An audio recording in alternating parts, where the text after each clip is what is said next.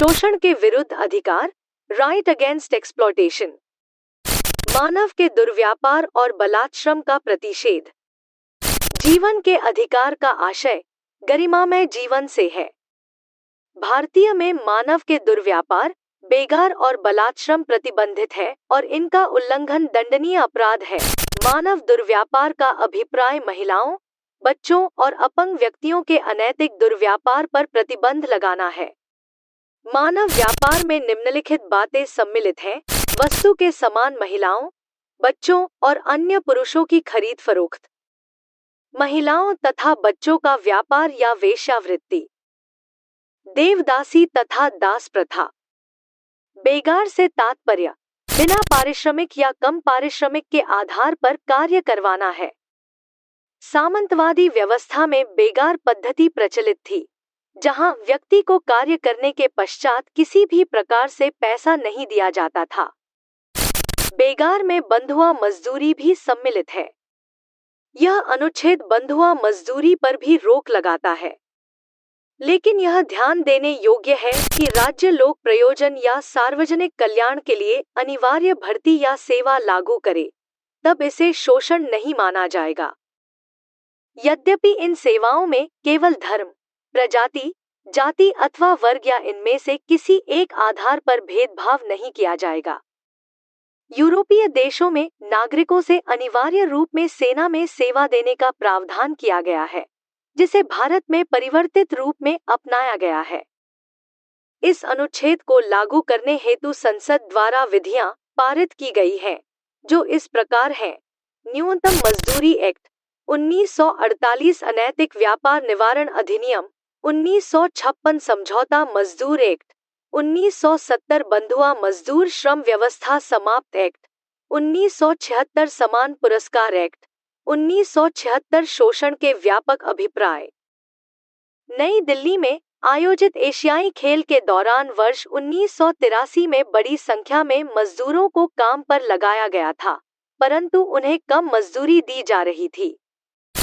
अतः एशियाई workers case में उच्चतम न्यायालय ने कहा कि निर्धारित दर से कम मजदूरी देना भी शोषण का पर्याय है। शोषण के विरुद्ध बच्चों के अधिकार। अनुच्छेद 24 के अंतर्गत विशिष्ट रूप में 14 वर्ष से कम आयु के बच्चों को किसी कारखाने या खान या किसी अन्य संकटमय या खतरनाक कार्यों में नहीं लगाया जाएगा। अतः बच्चों को किसी भी रूप में खतरनाक कार्यों में नहीं लगाया जा सकता। यह अधिकार राज्य एवं व्यक्ति दोनों के विरुद्ध प्राप्त है। वर्ष 2015 में संघ सरकार के कैबिनेट प्रस्ताव के अनुसार बच्चे घरेलू कार्यों में परिवार की सहायता कर सकते हैं।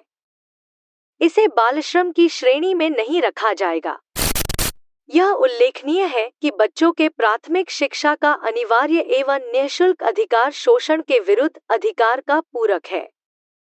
इस प्रावधान को पूर्ण करने हेतु संसद द्वारा विधियां पारित की गई हैं, जो इस प्रकार हैं: बच्चों का रोजगार अधिनियम 1938, कारखाना अधिनियम 1948, प्लांटेशन लेबर अधिनियम 1951, मोटर ट्रांसपोर्ट मजदूर अधिनियम 1951, खान अधिनियम 1952, व्यापारी जहाज अधिनियम 1956, बीड़ी सिगार कार्य अधिनियम 1966, बालश्रम अधिनियम 1986, शोषण के विरुद्ध अधिकार से संबंधित वाद।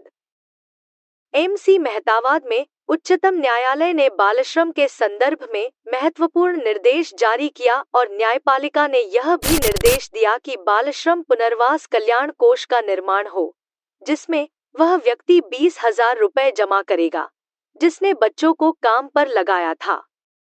वह उस बच्चे के घर के वयस्क सदस्य को रोजगार प्रदान करेगा। इसके अतिरिक्त बंधुआ मुक्ति मोर्चावाद 1997 में उच्चतम न्यायालय ने मजदूरों को उचित दर पर मजदूरी प्रदान करने के निर्देश जारी किया। राष्ट्रीय बाल संरक्षण आयोग। राष्ट्रीय बाल संरक्षण आयोग का गठन 23 फरवरी 2007 को किया गया। यह आयोग बच्चों को अत्याचार तथा उत्पीड़न से बचाने की दिशा में कार्य करेगा। इस आयोग में कुल 6 सदस्य होंगे, जिनका कार्यकाल 3 वर्षों का होगा। इस आयोग की पहली अध्यक्ष शांता सिन्हा को बनाया गया। आयोग की मुख्य भूमिका बाल अत्याचार और बाल अपराध को रोकने की है। शोषण के अधिकार का विस्तार। उच्चतम न्यायालय के द्वारा विशाखा बनाम राजस्थान राज्य के महत्वपूर्ण वाद में यह निर्णय दिया कि यौन शोषण भी शोषण का एक रूप है, जिसे प्रतिबंधित करने के लिए निर्देश दिया गया।